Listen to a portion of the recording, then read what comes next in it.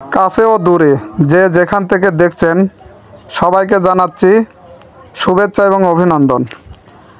আজ আমি আপনাদেরকে খুব সুন্দর একটি ভিডিও দেখাবো। আমরা দেখেছি সাপ এবং বেজির মাঝে তুমুল মারামারি বা ঝগড়াঝাটি হয়ে থাকে, এরকম ভিডিও আমরা সবসময় দেখে থাকি। কিন্তু বিড়াল আর সাপের মাঝে ঝগড়াঝাটি বা মারামারি এরকম ভিডিও আমরা কখনোই দেখতে পারি নাই। এই মারামারি দেখে আমার কাছে খুব ভালো লেগেছে, তাই আপনাদেরকে দেখার জন্য এই ভিডিওটি করলাম, যা দেখে আপনাদের খুবই ভালো লাগবে। আপনারা ধৈর্য সহকারে দেখতে থাকুন যে কী রকম ভাবে দুজন মারামারি করে। একবার সাপ সবল মারে আর একদিকে বিড়াল সবল মারে। মনে হচ্ছে যে আজকে কেউ কাউকে ছাড়বে না। দুজন যেরকম মারামারি শুরু করেছে, দেখা যাক কি হয়। আপনারা খুব ধৈর্য সহকারে দেখতে থাকুন। আজকের মারামারি যে জয়লাভ করবে তার জন্য আমরা চিন্তা করেছি আজকে পুরস্কারের ব্যবস্থা করব। সাপটি চলে যেতে চাচ্ছে, কিন্তু বিড়ালটি নাছোড়বান্দা, কিছুতেই সাপকে ছেড়ে দিবে না।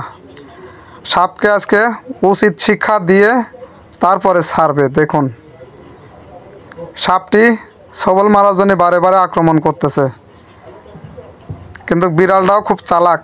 দেখুন, যখন সবল মারে তখনও পিছু হটে, আবার সাপটি চলে যেতে চাইলে পিছন থেকে কামড়িয়ে ধরে। এরকম ইন্টারেস্টিং ভিডিও হয়তো আপনারা কখনোই দেখেন নাই। দেখুন, যত দেখবেন ততই ভালো লাগবে। সাপটার কি অবস্থা করে ফেলেছে বিড়ালটা, পরায় সাপটা আধা মরা হয়ে গেছে। সাপটি না পেরে চলে যেতে চাচ্ছে, কিন্তু বিড়ালটা কিছুতেই যেতে দিচ্ছে না। গর্তের ভিতরে চলে গেছে, দেখুন, তাও আবার টেনে বের করতেছে।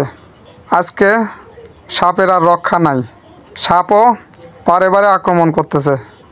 বিড়ালটা খুব চালাক, কিছুতেই সাপকে ছাড়বে না। দেখুন কিভাবে সাপটি বারে বারে সবল মারতেছে।